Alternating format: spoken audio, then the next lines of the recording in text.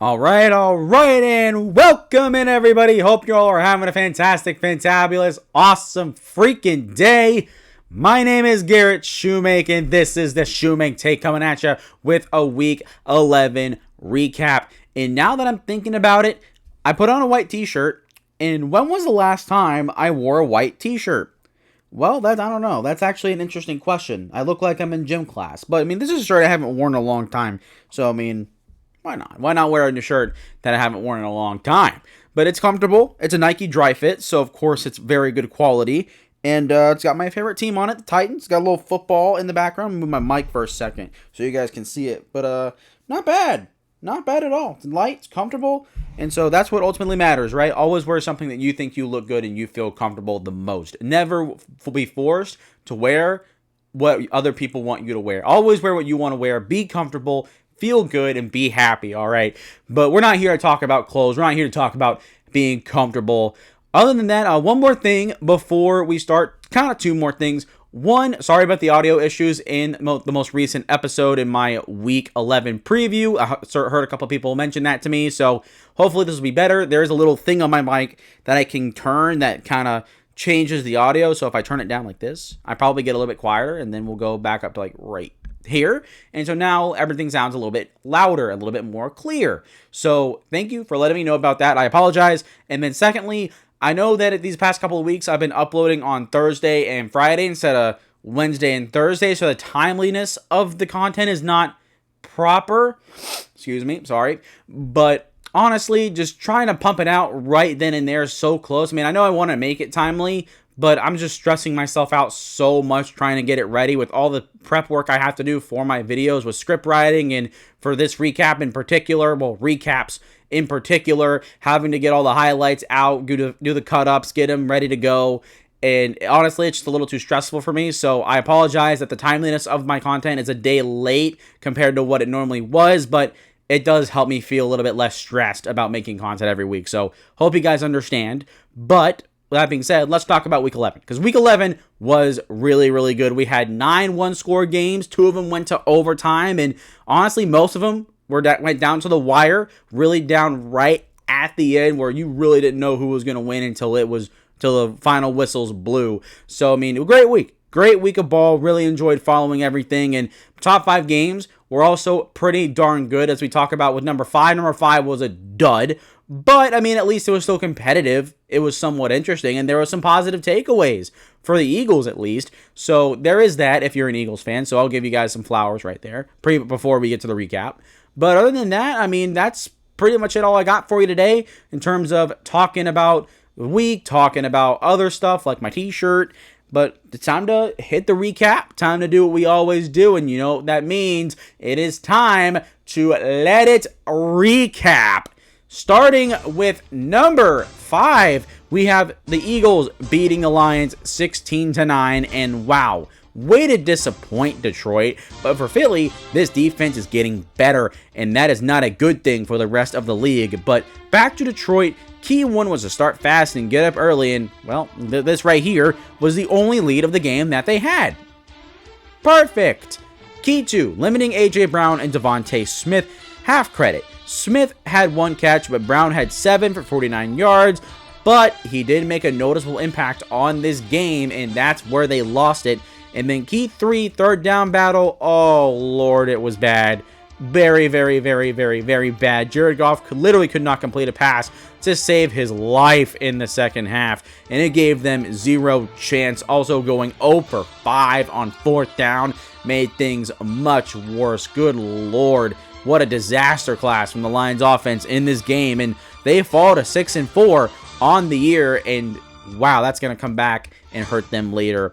As for Philly, though, they've done it again, winning an ugly game. But you know what was beautiful? The D-line. They slam dunk key 1, getting penetration, and can you really call it that when they got pressure every single snap? It goes beyond that. It was freer than free. And then key 2, hammering bit by bit. I said this because you got to slowly pick off each piece of the Lions offense. You can't stop it at once. They stopped Gibbs first, and then they started slowing down the receivers, and then Jared Goff crumbled like a Nature Valley bar. Another win.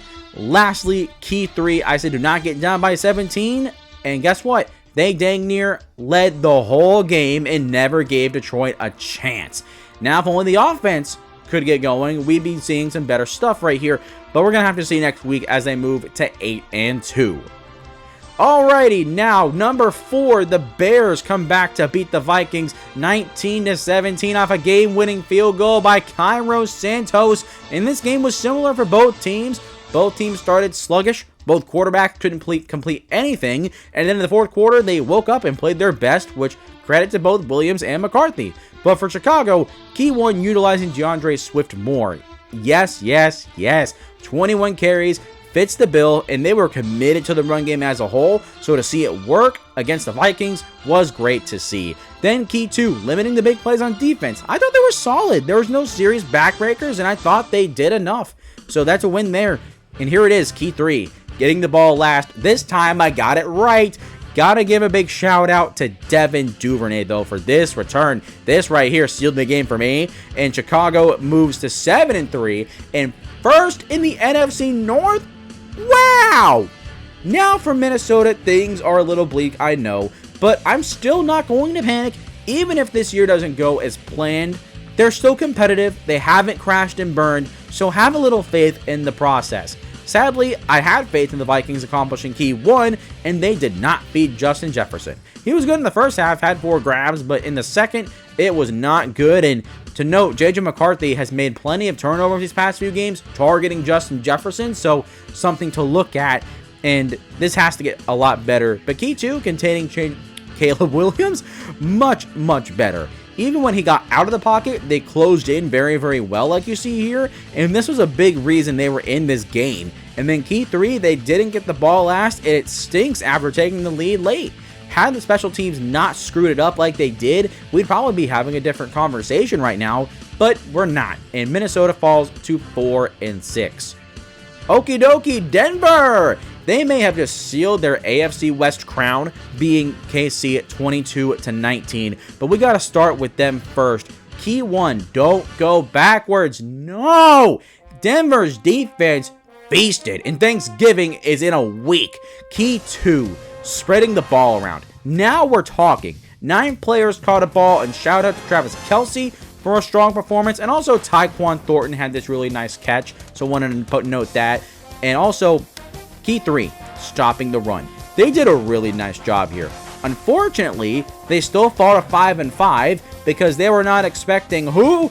Bo Nix to be that guy. And when I said this offense getting to key 1 for them, they needed to step up, and this is what I meant. Look at this throw to Troy Franklin, guys. Oh my goodness. Talk about making a play when you need it most. And then key 2, maintaining gap integrity. Another big win. The Broncos D-line was very disciplined against the run and the pass. And you know what it led to? Bang! Takeaways. Key 3, winning the turnover battle. They did it in a big way, and they rise to 9-2 in Broncos country. Let's ride. Alrighty, this one, Carolina Falcons. This is so bittersweet. Carolina wins in overtime, 30-27, and we'll start with the sweet in Carolina, where key 1, diversify the run game. Okay, Bryce Young, I am so sorry. This man balled out, but it begs the question, though, why does he always play his best versus Atlanta? Very interesting stuff. And then key 2, winning with jabs and then throwing the punches. Oh yeah, they sure did. They moved the ball very well, and all these plays were just like wham, wham, wham, wham. They were throwing haymakers, and it helped with key 3 because they did not limit explosive plays. The Falcons looked very good on offense, but it doesn't matter as they moved to 6-5 and are half a game behind Tampa for the NFC South lead. This is getting very exciting. And now we get to the bitter part as Atlanta's season is over. Michael Penix out for the rest of the year. This is a nightmare scenario, and it sucks worse because he played very well in this game, and that includes key 1, scoring points. They got 27. They were much better in the red zone. This should have worked. This should have been a winning formula, but the defense was still in bed asleep, stopping Bryce Young, that is. But they still did not contain Rico Dowdle either, looking at key 2, because looky here, he can catch it too. Dowdle played a big role in this game, and look at this tightrope. Put him on the circus, making the Falcons look like a bunch of clowns. And then key 3, well, not really a key. I said everything was on the table for them, and the offense did its job. And the defense, that's been solid all year, folded. And like I said, if they lost this game, their season would be over. They fall to 3-7, and wished you had your first round pick next year, didn't you? Alrighty, number 1 wasn't the best game, but it was still really good. The Rams survived 21-19, and for Sam Darnold to throw 4 picks and still have a chance to win is crazy. But gee, look at some of these throws. They were absolutely awful. On a more positive note, though, they accomplished key 1 with more people stepping up. A.J. Barner had 10 catches. Big shout out to him, and Kenneth Walker provided great support in the run game. JSN, though, still went nuts. I mean, look at this catch. God, if he doesn't receive MVP votes, I'm going to riot. Moving to key 2, pressuring Matthew Stafford. They had a couple moments, but so did Matthew Stafford. So, I mean, they really did not pass this for me. And then key 3, every point matters, and 4 picks certainly does not help you. It should have not have ended with a 61-yard attempt to win, but they fall to 7-3. Okay, LA, how does it feel to be second in the NFC right now? Of course, Philly had to come back and ruin that for me. But they're still in a great spot. Nonetheless, key 1, they indeed out-schemed Mike McDonald. Look at some of the designs here that on your screen. This right here is classic Sean McVay. And seeing him come up with stuff like this and calling it at the right time, it's just, wow.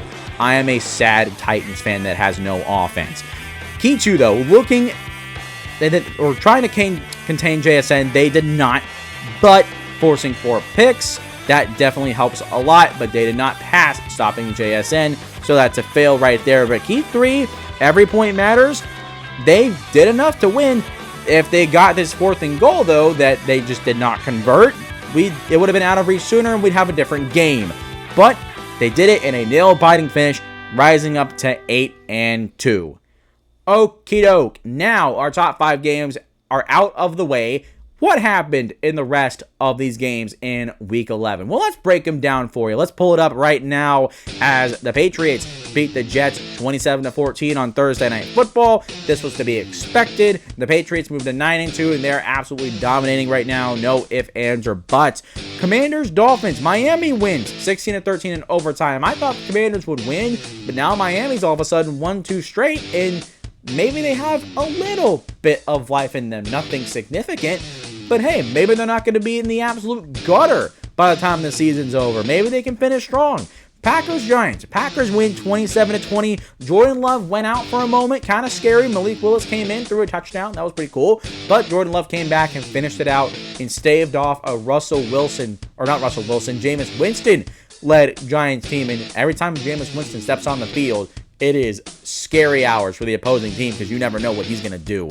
Texans, Titans. Texans win 16-13 on a game-winning field goal, and my sadness about this season continues. Jesus Christ, why must we suffer? Why must I suffer through this pain and misfortune? What did I do to deserve this? Then Chargers, Jaguars. Jaguars win 35-6. I'm sorry. I was not expecting this at all. I'm sorry, Jacksonville. What a great win for you. I think I saw Justin Herbert go out at some point, so I don't know what the extent of his injury is, but that's definitely concerning. I'll have to look into that very, very soon. And then Bucks, Bills. I'm going to stop for just a second, bringing me back on the screen because they did it. They did it. It bit me. It bit me. It bit me. It bit me. It bit me. It bit me. Why? Why did this have to be the best game of the week? Why? After I said, I hope this doesn't come back to bite me. And of course, it comes back to bite me. Are you freaking serious, dude? It was just such a good game. It was so good. Josh Allen was crazy. 3 touchdowns, 3 rushing touchdowns. He was nuts. And this is what happened. This is what I get for not putting this game in the top 5 games of the week. This is what I get. I paid dearly for it. Absolutely sucked. But it was a great game, though, nonetheless. Pull the bracket back up. Let's get going. But Bengals, Steelers. Steelers win 34-12. Absolutely blew out the Bengals. Too bad that Jalen Ramsey and Jamar Chase both got suspended. Honestly, I understand why you have to suspend Jalen Ramsey, but come on. I would throw hands too if someone spat on me. Jesus Christ, the NFL handled that horribly. And then 49ers Cardinals. 49ers get the win 41-22. Absolutely blew them the heck out. That was kind of expected. At this point, the Cardinals are sinking fast, and I think Jonathan Gannon's probably going to get fired at the end of the year, if not before the year is over, which might be a little bit more likely at this point. And then Ravens-Browns. Ravens win 23-16. It was close. The Ravens had to come back. I put this game on upset watch for a reason, and they did not disappoint me completely. Also, Shedeur Sanders made his first start in this game. Did not play very well. But, I mean, given the circumstances, I mean, who did you expect to play well? I mean, Dylan Gabriel wasn't playing well. No one else was playing well. So, I mean, what are we doing here? I mean, no one's actually trashing Shedeur Sanders for a bad start when no one else on the Cleveland Browns have played good in the quarterback room. So, I don't want to hear it. But then, Raiders-Cowboys. Cowboys win on Monday night, 33-16. That one also to be expected. Honestly, for the Raiders, man, that's just so sad. It's just so sad to see them as bad as they are. I genuinely believe that they would get better as the year going on, and we're going to be competitive. And, well, that completely backfired in their face. And I'm not one to toot my own horn very often, but told you should have rebuilt. Should have just tore it down and went through an actual rebuild instead of trying to stay competitive. Wow, what an absolute disaster of a season. And for Dallas, I don't know, man. They didn't start Pickens or CeeDee Lamb for some reason. I don't know why that is. Not very smart, but they both came in and immediately made big plays for them. And, well, Dallas either looks really good one week or really awful the next. So who knows what they're going to be as whoever they face against next week. So with that being said, that is going to do it for my Week 11 recap. Hope you guys have enjoyed. How do you feel about your team? Are you guys happy? Are you disappointed? Are you angry? Are you sad? How are you feeling right now? Let me know in the comments down below. Secondly, make sure you guys hit, or I'll just say it for just a joke and giggles, smash that like button and subscribe button, as it helps me out a lot as we're trying to grow the channel, of course, and we're trying to reach 500 subscribers before the 2025 season ends. So please get the word out. If we can make a quick last second surge, that'd be fantastic. I'd really appreciate it if you guys would do that. And then also make sure to follow me on social media at TheShumakeTake, whether it's on Facebook, Twitter, TikTok, Instagram. I'm sorry, guys. I'm sorry. I'm trying so hard to build a habit of posting on social media. It's really hard. Like, I'll be honest. Like I said this before, I haven't posted personally on social media in over a decade. So, I mean, it's like, I don't know, man. It's all foreign territory for me again. So, let me know in the comments if you guys want me to start posting about this or that. Like, what do you guys want to see from me? Not just like content, but like personal stuff. Let me know. Let me see what you guys are thinking. That way, maybe I have something to work with posting on social media. But with that being said, that's going to do it. Love you guys. Appreciate you guys. And as always, I will see you all next time.